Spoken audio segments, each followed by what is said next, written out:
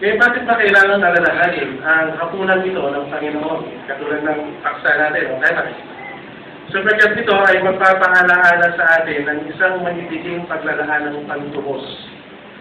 Paraan ito ni Jehovah, ng ating Diyos na si Jehovah, para tubusin ang sangkatauhan mula sa kasalanan at kamatayan. Kaya bakit kailangan yung pantubos? Bakit kaya kailangan yung pantubos na yan? Para sa sangkatauhan at masagip tayo sa kasalanan at kamatayan. Bueno, ang salitang pantubos ay mayroong dalawang idea. Ano yung unang idea ng pantubos? Ang unang idea ng pantubos, halagang ibinabayad para ang isa ay mapalaya. Halagang ibinabayad na yung isang bihay mapalaya. Katulad ng isang bata, halimbawa, kidnap siya. Kailangan niya siyang matubos, mayroon siyang katumbas na halaga na ibabayad para siya ay maging malaya. Yun yung isang idea ng pantubos. Pangalawa, ang pantubos ay may idea din na halagang ibabayad upang matakpan ang pinsalang nagawa.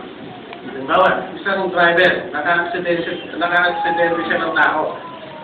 Kailangan niyang bayaran yun. Kasi meron siyang napinsala o pinsalang nagawa. Ang idea niyon, pantubos din. Ngayon, paano paraan na yung tao na kailangan ng halagang ibabayad para siya ay mapalaya, halagang ibabayad para matakpan yung pinsala. Katulad ng idea ng pantubos. Bueno, nang magkasala si Adan, naiwala niya yung buhay na walang hanggan, maging yung pag-asang kamtin niya ng kanyang mga ginagawa. Pagkos, ano na yung pamana niya? Kasalanan. Kaya lahat tayo makasalanan. Sa diwa, dihag tayo ng kasalanan. Katulad ng idea ng pantubos. Dihag tayo ng kasalanan. Yan yung binala natin kay Adan. Katapos, ano yung dahil ng kasalanan? Kamatayan. Sa kasalanan tayo ay namamatay. Kaya kailangan pa rin natin ng halagang ibabayad para mabayaran yung pinsalang nagawa. Sa iba, yung nagawang kasalanan ni Adan, ang pinsala, kamatayan. Kaya nangailangan tayo ng pantubos. Yung natugunan ba ng Panginoong Jesus yung bagay na ito? Natugunan niya kaya ito? Ngayon, tignan natin yung kalawang teksto natin. Romans 6:23. Romans 6:23. Sabi rito sapagkat ang kabayaran ay binabayad ng kasalanan ay kamatayan.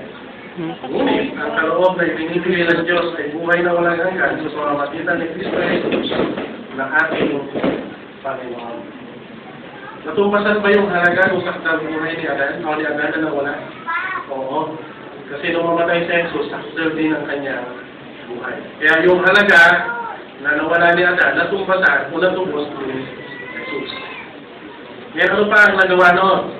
Mula sa pinsala, tayo ay napalaya sa kamatayan. Bakit?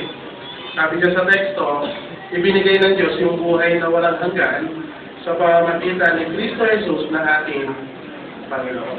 Kaya nabiyaran yung pinsala. Sapagkat hindi na tayo, pwede na tayong hindi mamatay dahil doon sa ibinigay na pagtubos na Jesus.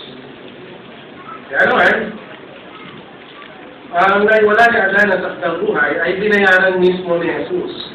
Yung kasalanan ni Adan at nabuksan yung pagkakataong mabuhay ang mga kinapon niya. Kaya tayo matubos niya. Kaya nga nilalarawan ng Bible itong pantubos bilang tila sa dakilang regalo na ibinigay ng Diyos sa katao.